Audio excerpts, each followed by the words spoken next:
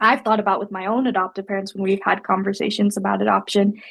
They have never not had their biological parents, and they have never had to wonder what it's like to Yeah. not know where you're from or to know your beginnings. And I think that is a huge barrier for adoptive parents to understand what it's like to be an adoptee and to know this is vital to me understanding who I am. You really should not have any right over this and should not have any claim to my story that I do not have.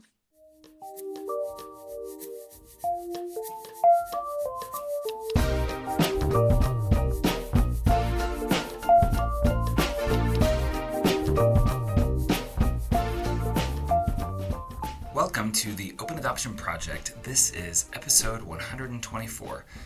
We're the Nelsons. I'm Sean, and in this episode, Lynette has an interview with Anna Lehnardt. And in this episode, we are in observance of National Adoption Month, looking at different books that have been written about adoption. And we talk with members from the adoption community about their experience as they read it. So in today's episode, we will be considering All You Can Ever Know by Nicole Chung.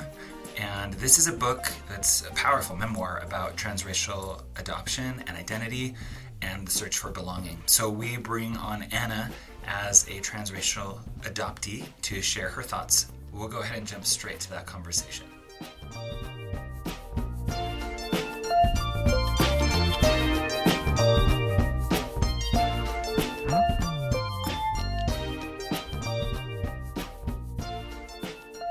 We are here on the podcast with Anna Lehnardt. Anna, we are so excited to have you back here. Thank you so much for joining us. Of course, I'm so glad they're going to be back. We're so happy to have you. We're also really excited to talk about an adoption book with you. It is a memoir. And do you want to tell us a little bit about the book that we're talking about today? Okay, we're talking about the book All You Can Ever Know. It's written by Nicole Chung, and it's all about her experiencing understanding her identity, learning about reunion, learning about her past and her history, and how she really balances both the loss and the love that she's found through adoption. Yeah, I thought this was a really powerful adoptee memoir because Nicole Chung, she really tries to explore her birth family's experience with the adoption and share that, as well as her adoptive parents' journey. And then, of course, the emphasis is really her journey as she tries to discover who she is and where she comes from. So what stood out to you about this book? What drew you in to want to talk about this book today? Honestly, the first thing that really stood out to me is that she is another Asian adoptee. I know that there are a lot of Asian adoptees out there. Like, hypothetically, there should be a lot statistically, but I don't hear a lot from them. And I don't hear a lot about them in research or in media. And so it was really inspiring for me to hear a book written by another Asian adoptee about her own experience and the specific unique challenges that an Asian adoptee has compared to other adoptees. So that's the first thing that really resonated with me. Yeah. It sounds like a really personal experience reading it as well. Yeah, it definitely was. Yeah. So what kinds of emotions or thoughts did the book stir up for you as you were reading it? I think the main big emotions that it stirred up for me were a remembrance of loss, right? I think a lot of adoptees experience loss of birth families, of culture, of people. It also stirred up just a desire to really find and reconnect with my family. And so I actually am in the process now. I am working with a nonprofit called the Nanchang Project, and they helped me. They sent me a blood sample, and I might be sending my blood sample to China to find my birth parents. And it really just sparked this desire to continue this process. And I've wanted to find my birth parents my whole life, but I have felt a lot of urgency about it lately. And I think reading this book really continued to help me feel that urgency and made me really think, right? Even if it doesn't work out with my birth family, like what if I have siblings or cousins that I really connect with and that I want to have that relationship with now instead of later? Yeah. So it was like a life-changing book, really. Yes, yes, yes, yes, yes. Were there Yeah. any particular themes or moments in the book that stood out as especially powerful for you? I think one of the really, really powerful moments for me was learning about the history of her birth mother. She was abusive to her children growing up, and Nicole really not wanting to have a relationship with her. And I think that really stood out to me because I have this fantasy in my mind of what meeting my birth parents is going to be like and who they're going to be and the way that they're going to treat me and the way they've always like longed for me or wanted to have me and love me. But for Nicole, like it really was the best situation for her to be placed for adoption. And her mother wasn't someone that she wanted to emulate. And she actually got a lot of anxiety about knowing the characteristics of her mom. So I was very like thought provoking for me because I really have had to think through what if that happens when I meet my birth parents? What if they are not who I thought they were? Or if they did do this or place me not on purpose because, something happened, but if they placed me with no regard for me, if they didn't really want me as a child, um, I really had to think through that and how I would emotionally process that. Yeah, that was a heartbreaking part to read, talking about her mother and her struggles and the way that her siblings struggled in the home. And what ways do you think this memoir by Nicole Chung contributes to the broader understanding of adoption experiences? I think this memoir just really emphasizes that there can be a multitude of experiences with adoption. I think we're too often told the one-sided story that adoption was for the best. It was the only thing that could happen. The birth parents always wanted the children. They always loved them, or that the birth parents didn't care. They didn't want them. Um, and that the adoptive parents did so much and everyone should be grateful. And I think this book really challenges that narrative by saying there is more to the story and there can be more. Some of these things are true and some of them aren't, and that's all okay. And we can accept all of the story. Yeah. Oh, I love how you said that, just recognizing the nuance in adoption experiences. So, Nicole Chung talked a lot about her experiences growing up in this book. What do you think about the role of origin stories in shaping our identities? I don't, okay, I have so many mixed feelings about this. Yeah. Here, I'll first say, growing up, I always told the story that my parents told to me. It was never really my story. Like it was my story and it was about me, but I don't remember any of the events that happened. I wasn't, conscious aware of that. And I also only really heard it from my birth or from my adoptive parents until I was probably 18, 19 when I really went back and looked at the documents and tried to understand what they were. Then, in this past recent year and a half, when I've really tried to find my birth parents and learn more about me, I've learned more about Chinese adoption in general and how so many children were actually trafficked and how a lot of terrible things happened in China. And the reasons that we're told often were faked and were not actually the origin story that most adopted Chinese people think is their origin story. And so I feel like it has a big part and it played a big part in my childhood for me to really quickly give an explanation of why I'm different from my family. But at this point in my life, I feel like it just brings up more questions and it makes me really wonder about myself, who I was, who my birth parents were, what the circumstance was. And so I guess that still shapes me a lot because it makes me want to like change and look for things and really contemplate different answers and realities. But I also think it maybe provides more illusion than it does reality into an individual adoptee's life Yeah. and their identity. Mm. I feel like the thing that just keeps coming back up for me is complicated, is what it sounds like, right? Like there's just so much. Yeah. Yes. I'll just re-say that is my word. Complicated. So how do you feel about the idea that adoption stories might sometimes be sanitized or oversimplified, maybe for adoptees' comfort or maybe for adopted parents' comfort? Um, I think it depends. Like most things, it's really nuanced. I think if you have a very young child, I think you can do things at age appropriate times. But I think at the point when it's for the adoptive parent's comfort versus the child's comfort, that's not okay. And Yeah. it should always, in my opinion, I think adoptive children's opinions and views and feelings should always be number one in the situation. And if they're asking questions and they're really curious about what their story is and what's happening, then the adoptive parent has an obligation to tell their child what happened and the whole story. And I think this is something I've thought about with my own adoptive parents when we've had conversations about adoption. They have never not had their biological parents, and they have never had to wonder what it's like to Yeah. not know where you're from or to know your beginnings.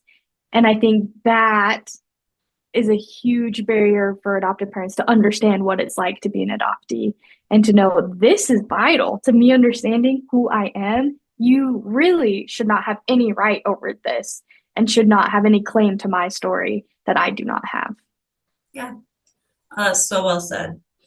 So, on that note, how do you think this book challenges or complicates the common narratives that we hear in adoption? You talked about some of these, right? Like, you should be grateful or the lucky adoptee. Yeah, what do you think? Yeah, those two definitely. But I also think I feel like I hear two different things, either that birth parents really loved their children and they did and made the best choice for their children and that's all they could do and they placed their child, or I hear that birth parents didn't want their child or wanted nothing to do with it and so they placed their child. I feel like this book does really well at saying both those were true. It was different for both of her birth parents. One birth parent knew it was the best thing for her so she wouldn't be abused, and the other birth parent said, I didn't want to, but I was forced to by your father, and so I had to, And I think that that shows the reality of even birth parents have different ideas. And in not common, but in modern day society, I think it's still a common theme that birth mothers and birth fathers have different opinions about what they want to happen, can have different opinions about what they want to happen with the child. And sometimes we don't hear both sides of those stories. And even today, I feel like we don't hear a lot from birth fathers and what they think about the adoption and about their children. Absolutely. Yeah, as you were talking, I feel like I've heard someone explain it as this hero or villain dichotomy, right? Where we hear about birth parents either as heroes or villains, but I love how you brought that up, that it can be both and it can be so nuanced. Yeah. Yeah. Okay. So what stood out to you about how this book explored the emotional complexity of adoption with love and loss and all of that nuance like we've been talking about? I feel like one of my favorite things about this book was that they brought in more characters than just the adoptee, the adoptive parents, and the birth parents. Like I love that they brought in siblings, they brought in relatives, she brought in her children, she brought in her cousins. Like I just felt like this was so much more than just like a one narrative story, which I think is great. But I feel like it really emphasized like the influence that adoption has in multiple people's lives. It's not just the adoptee, it's not just the adoptive parents and birth parents. Adoption impacts everyone. So I would say even my aunts and my uncles in my own life, my aunts, my uncles, my cousins, my grandparents, anyone that I've lived near, like all of these people now have had experience with adoption. And I think it's really powerful to include everyone's experience with adoption. And I think she does particularly well about sharing that. And she shares from her husband's perspective what that experience was like for him and how he supported her. And I've definitely had to come through my own journey with my husband, talking about what it's like to be adopted for me, what it means to him, how we can like work through any of those complexities together. And I think that's really important. Yeah. Yeah, I love how you said that. And I think that the way that Nicole Chung brings in what Dr. Michael Grand would call the adoption constellation, right? Not just the triad, but the constellation. I think that that really supports what we've been talking about how this is a complex and nuanced experience, and it shows how there's so much influence and complexity, and how you said adoption influences everyone. I think that her really illustrating that in her memoir was so powerful. Yeah, I agree. It was really, really well written. Yeah. Yeah, so you talked already about how this memoir inspired you to start searching for your birth family. And it sounds like that's something you already had planned on doing, but it might have helped maybe move things along there. Um, how did you interpret the family dynamics and communication between adoptive family and birth family in All You Can Ever Know in Nicole Chung's experience?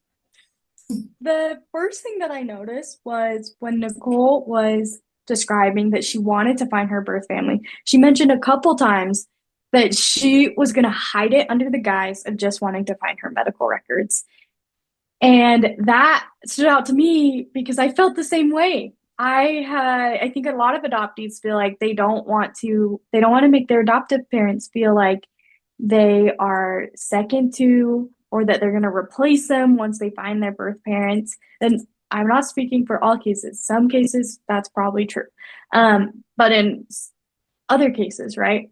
Um, Adoptive parents don't want to feel like they're being replaced. And so adoptive children will often like walk around it or like not tell the whole truth about what they're doing. And I thought that was really profound because I've experienced it in my own life. And I think I've had to go through a journey with my own family where talking about adoption, it's probably like 2 years ago when I really started talking about adoption with my parents. And it was really difficult. We would have these conversations about race and adoption and being different. And I felt like they really didn't understand me. And so we just stopped talking about it for a while because they couldn't really take it. I couldn't really take it. And it was just not healthy.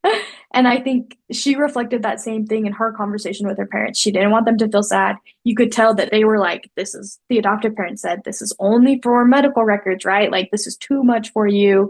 You shouldn't do this, et cetera, et cetera. But really beautifully, I think for me and for her family at the end of the book is that people change and that they learn.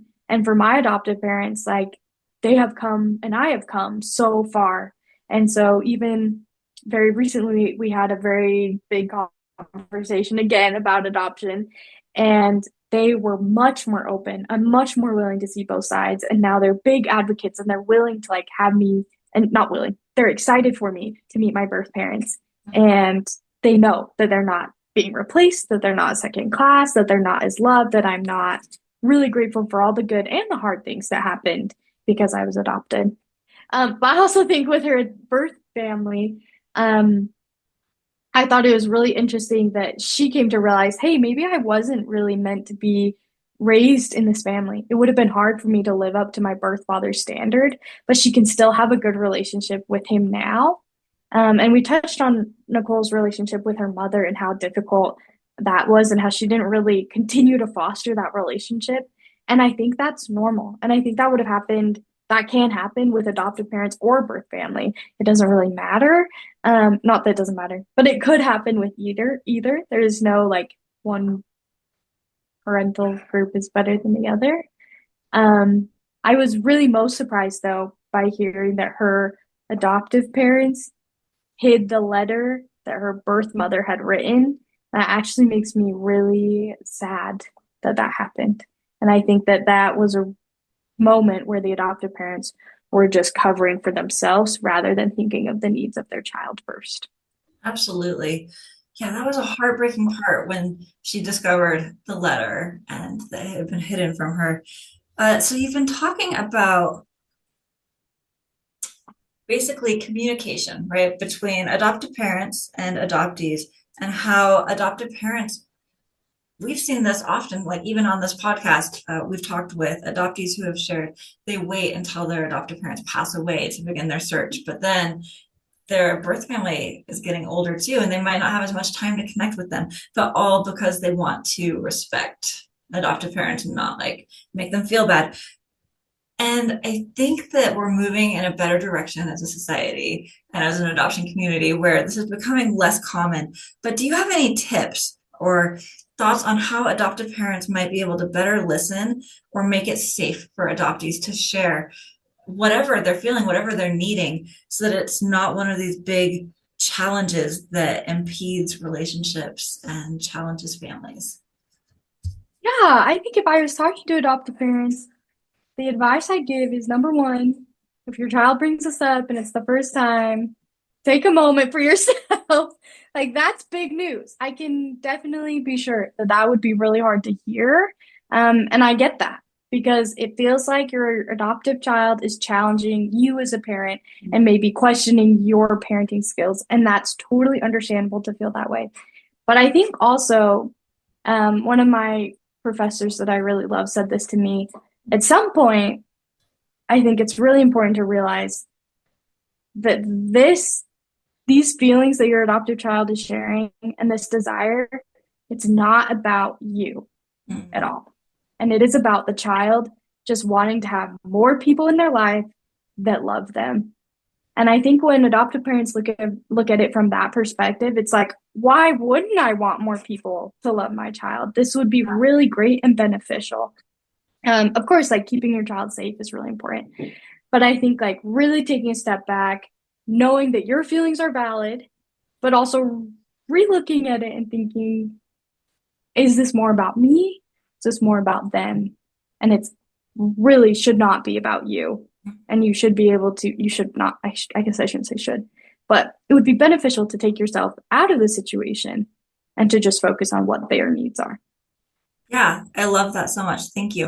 And I love your thoughts about looking through a lens more of, I want to give my child more love. How would that have changed Nicole Chung's experience too? If her adoptive parents had been thinking through a lens of love and what's best for their child, that letter experience probably wouldn't have happened that way, right? And so how can we as an adoption community try to better focus all of our actions and our intentions on helping children, helping adoptees? I love that. Thank you. Yeah, of course. They should be number one, in my very humble opinion. But it's true. And we've talked about this before on the podcast about how adoptees are the only ones in the adoption triad, at least, who have no choice in the adoption and what happens to them. And we talk and hear all the time about how adoption is about the child, but we need to make sure that we're living up to that and that our actions are matching that goal and that mantra. Yeah. Yeah. So I'm hoping we can talk about race, culture, and belonging a little bit now. So Nicole wrote about growing up as a Korean adoptee, a Korean American adoptee in a white family and community.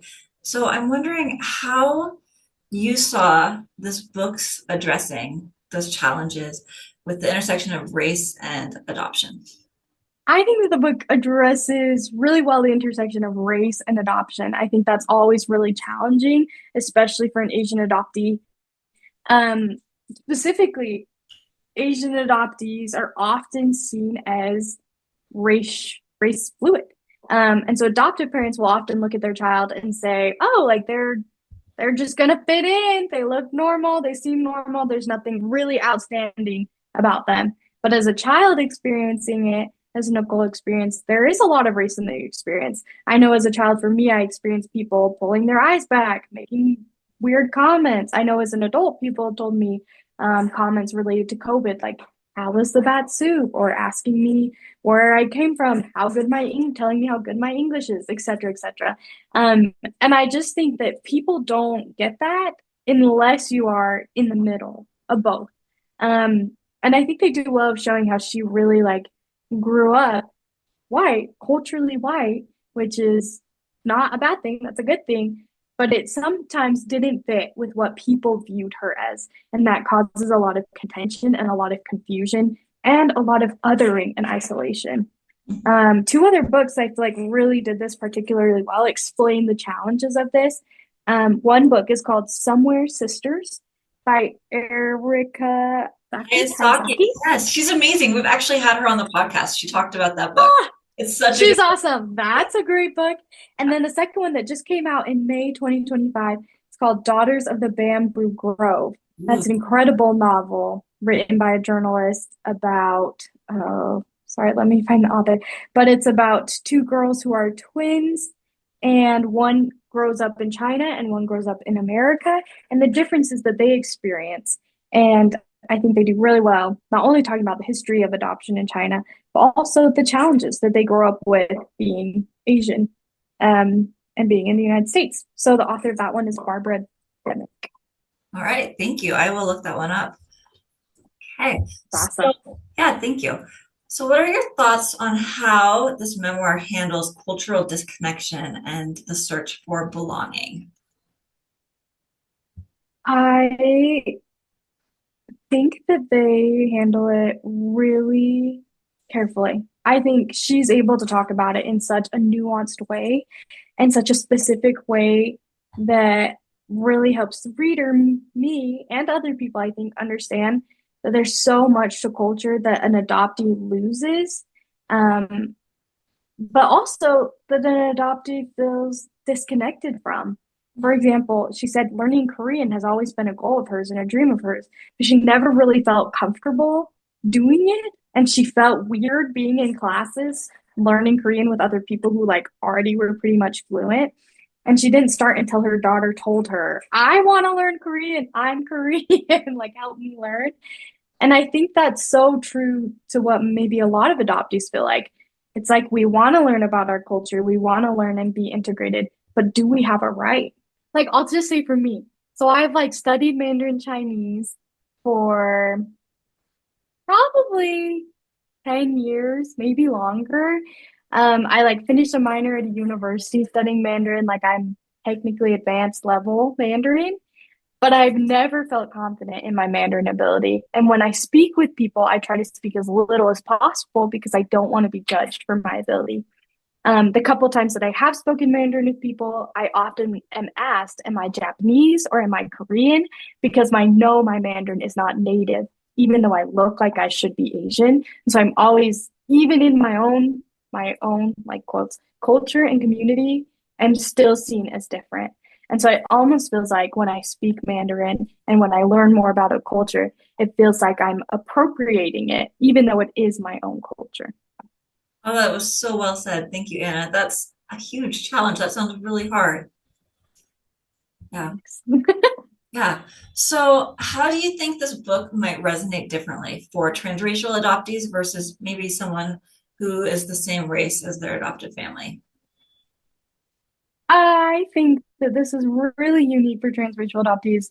One, because it is a transracial adoptee, and two, because they just have different experiences. We have different conversations with our families than someone of the same race. Not saying that their experiences aren't valid or real, but I think there is just this next level of feeling different, feeling isolated, feeling misunderstood, and not having a support system of someone there who can help you figure out your race and figure out how you fit in society.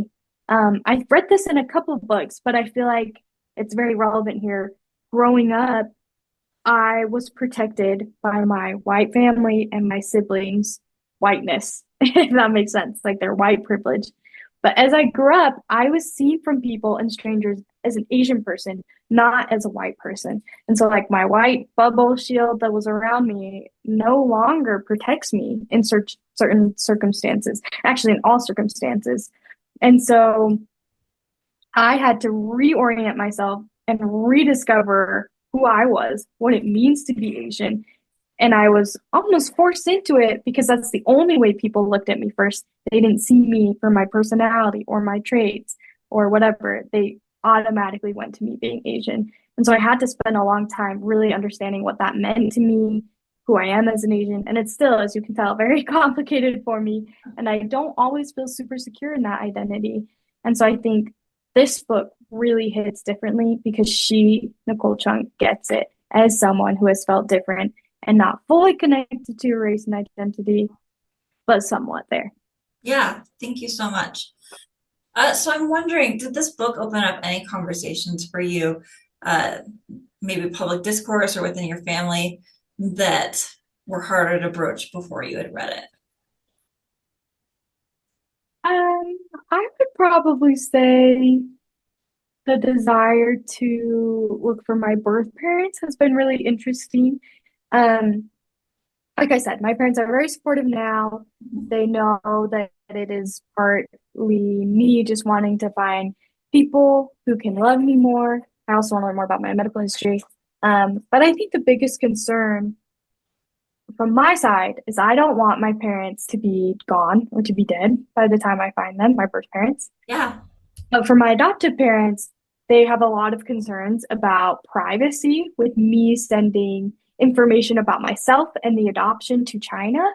But because China has not really specified what they're going to do with the data or my DNA, that can be really scary. And for my parents, right, that's their personal information too.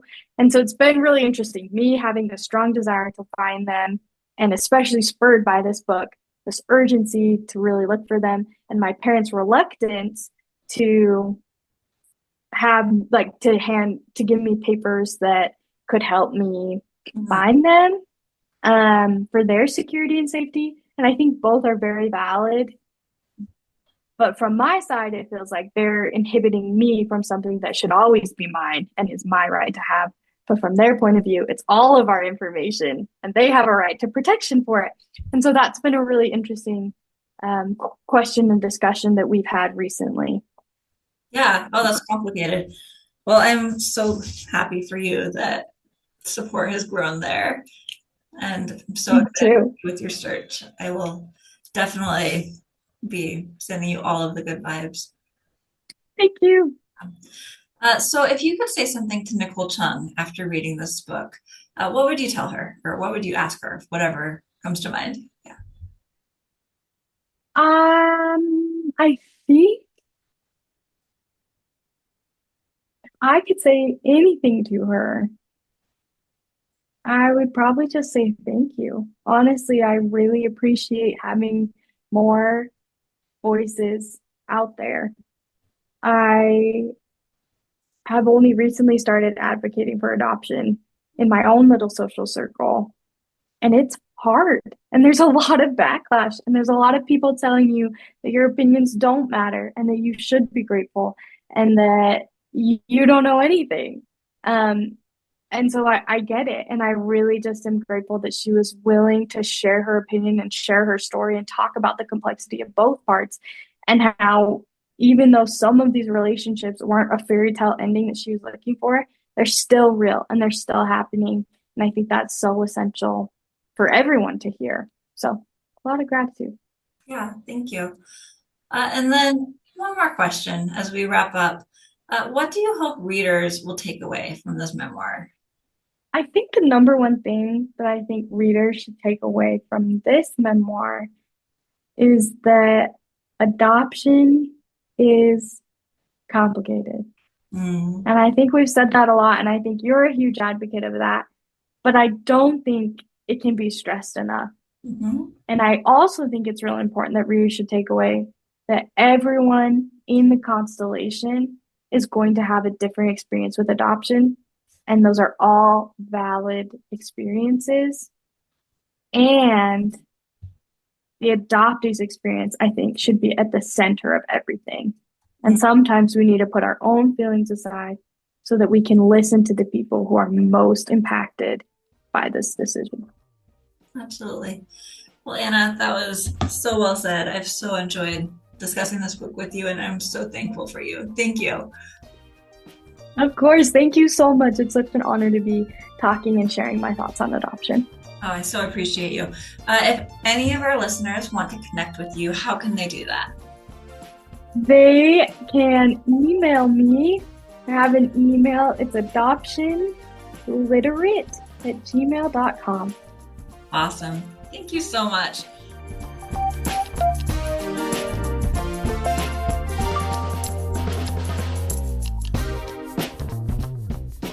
All right, well, we want to just give a huge shout out to Anna. Thank you so much for sharing your thoughts and experience. We know a lot of what you shared is vulnerable, and we really appreciate that as a community.